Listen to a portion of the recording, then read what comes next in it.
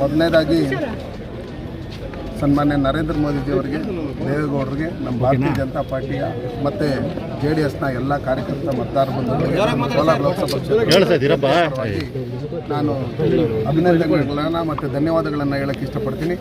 ಇವತ್ತು ನಮ್ಮ ಕೋಲಾರ ಲೋಕಸಭಾ ಕ್ಷೇತ್ರ ಧರ್ಮ ಮತ್ತು ಅಧರ್ಮದ ಮಧ್ಯೆ ನಡೀತಾ ಇರ್ತಕ್ಕಂಥ ಯುದ್ಧದಲ್ಲಿ ಎಲ್ಲ ಒಂದು ಕಡೆ ಅವ್ರದ್ದೇ ಸರ್ಕಾರ ಇದ್ಕೊಂಡು ಅಧಿಕಾರಿಗಳನ್ನು ದುರುಪಯೋಗಪಡಿಸ್ಕೊಂಡು ಇಷ್ಟೆಲ್ಲ ಮಾಡಿದ್ರೂ ಕೊನೆಗೆ ಮತದಾರ ಬಂಧುಗಳು ನಮ್ಮ NDA ಅಭ್ಯರ್ಥಿಯಾದಂಥ ಮಲ್ಲೇಶ್ ಬಾಬು ಅವರಿಗೆ ವೋಟ್ ಹಾಕೋದ್ರ ಮುಖಾಂತರ BJP ಮತ್ತು JDS ಪಕ್ಷದ ಮೈತ್ರಿ ಅಭ್ಯರ್ಥಿಯನ್ನು ಗೆಲ್ಲಿಸ್ಕೊಟ್ಟಿದ್ದಾರೆ.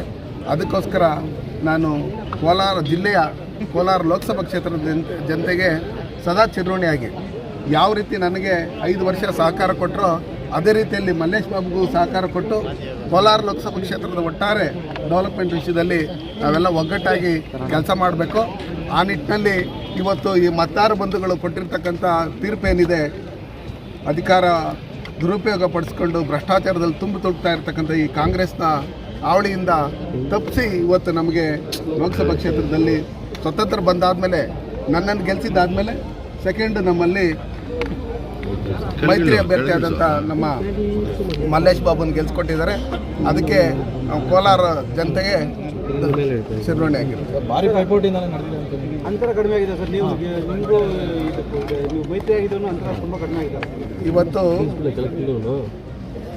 ನಮ್ಮಲ್ಲಿ ಮತದಾರರು ವೋಟ್ ಹಾಕ್ಬೇಕನ್ನೋ ಲೆಕ್ಕಾಚಾರದಲ್ಲಿ ಬಂದಾಗ ಯಾವ ರೀತಿ ಒಂದು ಕಮ್ಯುನಿಟಿಯವ್ರು ಬಂದು ನರೇಂದ್ರ ಮೋದಿಜಿಯವ್ರನ್ನ ಆಪೋಸ್ ಮಾಡಿಕೊಂಡು ಅವ್ರನ್ನ ಸೋಲಿಸ್ಬೇಕು ಅಂತೇಳಿ ಒಂದು ಬೇರೆ ದೇಶದ ಏಜೆಂಟ್ಗಳಂತೆ ವರ್ತನೆ ಮಾಡಿ 85% 90% ವೋಟ್ ಹಾಕಿದ್ವಿ. ನಮ್ಮಲ್ಲಿ ನಾವು ಗೆಲ್ತಿರಲ್ಲ ಅನ್ನೋ ಓವರ್ ಕಾನ್ಫಿಡೆನ್ಸಿಂದ ಒಂದಷ್ಟು ಪರ್ಸೆಂಟೇಜು ನಮ್ಮಲ್ಲಿ ಏನು ಕಡಿಮೆ ಆಗಿದೆ. ಅದರಿಂದ ಇದಾಯ್ತೆ ಹೊರತು ಅದು ಬಿಟ್ಟರೆ ಬೇರೆ ಏನಿಲ್ಲ. ನೀವು ನೋಡಿದಿರಿ, ಕಳೆದ ಇಲ್ಲಿ 5 ಜನ ಶಾಸಕರಿದ್ರು, ಎಲ್ಲ ಕಡೆ ನಾವು ಲೀಡ್ ಬಂದಿದ್ದೀರಿ, ನಾವು ಅಷ್ಟು ಲೀಡಲ್ಲಿ ಗೆಲ್ತೀರಿ, ಇಷ್ಟು ಲೀಡಲ್ಲಿ ಗೆಲ್ತೀರಿ ಅಂತ ಇದ್ದ ಜಾಗದಲ್ಲಿ ನಾವು ಇವತ್ತೇನು ಒಂದು 50,000 60,000 70,000 ಲೀಡಲ್ಲಿ ನಾವು ಗೆಲ್ತಾ ಇದ್ದೀರಿ. ಅದಕ್ಕೂ ನಿಜಕ್ಕೂ ಸ್ವಾಗತಾರ್ಹ. ಎಲ್ಲ ಕಡೆ ಇಂಡಿ ಗತ್ಬಂಧನ್ನು ಮಾಡ್ಕೊಂಡು ಯಾವ ರೀತಿ ದೇಶನ ಒಡೆಯೋಂಥ ಕೆಲಸಗಳನ್ನು ಮಾಡ್ಕೊಂಡು ಇವತ್ತು ಒಂದು ಕಮ್ಯುನಿಟಿನೇ ಬೇರೆ ಮಾಡಿ ನಮ್ಮ ಕೋಟ್ ಹಾಕಿ ನಿಮ್ಗೆ ನಾವು ಇದು ಮಾಡ್ತೀರಿ ಅಂತೇಳಿ ಪಾಕಿಸ್ತಾನದವರು ನಮ್ಗೆ ಸಪೋರ್ಟ್ ಮಾಡಿ ನಾವು ಚುನಾವಣೆಯಲ್ಲಿ ಗೆಲ್ತೀರಿ, ನಮ್ಗೆ ಸಪೋರ್ಟ್ ಮಾಡಿ ಮೋದಿಯವ್ರನ್ನ ಸೋಲಿಸ್ತೀರಿ ಅನ್ನೋ ಲೆಕ್ಕಾಚಾರಕ್ಕೆ ಅವ್ರದ್ದೆಲ್ಲ ಚೈನಾದು ಪಾಕಿಸ್ತಾನದ ಇವ್ರದ್ದೆಲ್ಲ ಸಪೋರ್ಟ್ ತಗೊಂತಾರೆ. ಆಮ್ ಆದ್ಮಿ ಪಾರ್ಟಿಯವರೂ ನಮ್ಮ ನರೇಂದ್ರ ಮೋದಿಯವರ ವಿರುದ್ಧವಾಗಿರ್ತಕ್ಕಂಥ ಬೇರೆ ಬೇರೆ ರಾಷ್ಟ್ರಗಳ ಸಪೋರ್ಟ್ ತಗೊಂಡು ಅಲ್ಲಿಂದ ಹಣ ಇನ್ನೊಂದು ಮತ್ತೊಂದು ತಗೊಂಡು ನಮ್ಮ ಕರ್ನಾಟಕ ರಾಜ್ಯದಿಂದನೂ ಬೇರೆ ಕಡೆ ಹಣ ವರ್ಗಾವಣೆ ಮಾಡಿ ಎಷ್ಟೋ ಜನ ಅಧಿಕಾರಿಗಳು ಇವತ್ತು ಸೂಸೈಡ್ ಮಾಡ್ಕೊಂಡಿರ್ತಕ್ಕಂಥದ್ದು ಇದೆಲ್ಲ ನೋಡಿದ್ದೀರಿ. ಇದು ಹಣಬಲ ತೋಳುಬಲ. ಇದರಿಂದ ಇವರೇನು 60 ವರ್ಷ ಈ ದೇಶ ನಾಳಿ ಕೂಡಿಟ್ಕೊಂಡಿದ್ರು ಲಕ್ಷಾಂತರ ಕೋಟಿ ಹಣವನ್ನು, ಈ ಹಣವನ್ನು ಚೆಲ್ಲಿ ಎಲೆಕ್ಷನ್ ಮಾಡಿರ್ತಕ್ಕಂಥದ್ದು ಈ ಇಂಡಿ ಗಠಬಂಧನ್. ಆ ರೀತಿಯಾಗಿ ಎಕ್ಸಿಟ್ ಪೋಲಲ್ಲಿ ಏನು ಬಂತು, ಇನ್ನೂ ನಾವು ಸುಮಾರು 150 ಕಾನ್ಸ್ಟಿಟ್ಯೂನ್ಸಿಗಳಲ್ಲಿ 5,000 6,000 7,000 ಈ ಡಿಫ್ರೆನ್ಸಲ್ಲಿ ಇನ್ನೂ ಕೌಂಟಿಂಗ್ ನಡೀತಾ ಇದೆ.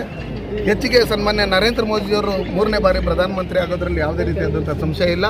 ನಮ್ಮ ದಕ್ಷಿಣ ಭಾರತದಲ್ಲಿ ಒಟ್ಟಾರೆ ನಮಗೆ NDAಗೆ ಭಾರತೀಯ ಜನತಾ ಪಾರ್ಟಿಗೆ ಹೆಚ್ಚಿನ ಸೀಟುಗಳು ಬಂದಿರತಕ್ಕಂಥದ್ದು ನಾವಿವತ್ತು ಆಂಧ್ರ ಪ್ರದೇಶ ಇರ್ಬೋದು, ತೆಲಂಗಾಣ ಇರ್ಬೋದು, ನಮ್ಮ ತಮಿಳ್ನಾಡು ಇರ್ಬೋದು, ಕೇರಳಲ್ಲೂ ನಾವು ಖಾತೆ ತೆರೀತಾ ಇರ್ತಕ್ಕಂಥದ್ದು ಇರ್ಬೋದು. ಇದೆಲ್ಲ ನೋಡಿದರೆ ಮುಂದಿನ ದಿನಗಳಲ್ಲಿ ಇನ್ನೂ ಹೆಚ್ಚಿನ ಸೀಟುಗಳನ್ನು ಬರುತ್ತೆ.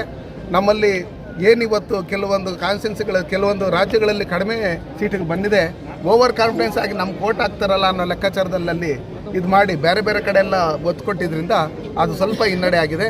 ಅದು ಬಿಟ್ಟರೆ ಸನ್ಮಾನ್ಯ ನರೇಂದ್ರ ಮೋದಿಜಿಯವರು 2 ಬಾರಿ ಪ್ರಧಾನಮಂತ್ರಿಯಾಗಿ ಈ ಎಲ್ಲ 100 ಪಾರ್ಟಿಗಳು ಒಟ್ಟಿಗೆ ಸೇರಿ ಅಲಿಬಾಬಾ 40 ಚೋರ್ಸ್ ಅಂತ ಹೇಳ್ಬಿಟ್ಟು ಇವರೆಲ್ಲ ಒಟ್ಟಿಗೆ ಸೇರಿ ಅವ್ರನ್ನ ಸೋಲಿಸ್ಬೇಕಂತೇಳಿ ಏನೇನೇ ಮಾಡಿದ್ರು ಇವತ್ತು ಭಾರತೀಯ ಜನತಾ ಪಾರ್ಟಿ ಸನ್ಮಾನ್ಯ ನರೇಂದ್ರ ಮೋದಿಜಿಯವರ ನಾಯಕತ್ವದಲ್ಲಿ ಮತ್ತೆ 3ನೇ ಬಾರಿ ಈ ದೇಶದ ಚುಕ್ಕಾಣಿ ಸನ್ಮಾನ್ಯ ನರೇಂದ್ರ ಮೋದಿಜಿಯವರು ಹಿಡಿತಾರೆ. ಅದಕ್ಕೋಸ್ಕರ ಮತದಾರ ಬಂಧುಗಳಿಗೆ ಇನ್ನೂ ಕೌಂಟಿಂಗ್ ನಡೀತಾ ಇರೋದ್ರಿಂದ ಇನ್ನೂ ಫೈನಲ್ ಫಿನಿಶ್ ಆಗಿಲ್ಲ. ಅದಕ್ಕೋಸ್ಕರ ಕಾದು ನೋಡಿ ಸರ್. ಮಾಲೂರು ಮತ್ತೆ